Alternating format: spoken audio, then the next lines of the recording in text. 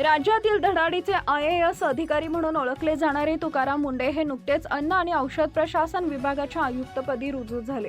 दरम्यान या विभागात रुजू झाल्याच्या पहिल्या दिवसापासून त्यांनी कारवाईचा धडाका सुरू ठेवलाय। मे महिन्याच्या शेवटच्या 3 दिवस चाललेल्या मोहिमेत त्यांनी 16 जिल्ह्यातील 47 आस्थापनांवर कारवाई केली। मुंडेंच्या या कारवाईमुळे भेसळ करणाऱ्यांचे धाबे दणाणले। या कारवाईनंतर आता जनतेला थेट तक्रार करण्याचं आवाहन करण्यासाठी टोल फ्री क्रमांक आणि ईमेल ID शेअर करण्यात आलाय। तुकाराम मुंडे यांनी सुरू केलेल्या या कारवाईनं अनेकांचे धाबे दणाणले, तसेच निकृष्ट व असुरक्षित अन्नपदार्थांवर कठोर कारवाईचा इशारा तुकाराम मुंडे यांनी दिलाय।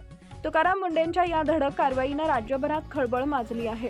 कधी आपण एखाद्या ठिकाणी पदार्थ घेत नाही कारण त्यात भेसळ सुरू असल्याची माहिती असते, पण याबाबत नेमकी तक्रार कुठे करायची याची माहिती नागरिकांना नसते। त्यामुळे आता मुंडे यांनी नागरिकांनी थेट त्यांच्याकडे तक्रार करण्यासाठी एक प्लॅटफॉर्म उपलब्ध करून दिलाय। अन्नातील आणि औषधातील भेसळीबाबत थेट तुकाराम मुंडे यांच्याकडे टोल फ्री क्रमांक तसेच ईमेलद्वारे तक्रार नोंदवता येणार आहे। अन्नपदार्थांच्या दर्जाबाबत शंका असल्यास तक्रार करताना संबंधित आस्थापनेचा अचूक पत्ता आणि ज्या पदार्थात भेसळ होत आहे त्याची माहिती नमूद करण्याचं आवाहन केलंय। टोल फ्री क्रमांक 1800222365, ईमेल jc.foodhq@government.in।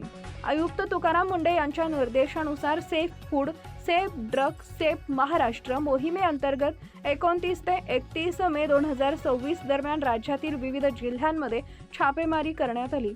मुंबई, नवी मुंबई, पुणे, कोल्हापूर, सांगली, सातारा, नाशिक, बीड, जालना, नांदेड, परभणी, सोलापूर, छत्रपती संभाजीनगर, अमरावती, अकोला, वाशिमसह या अनेक जिल्ह्यातील 47 आस्थापनांवर कारवाई करण्यात आली।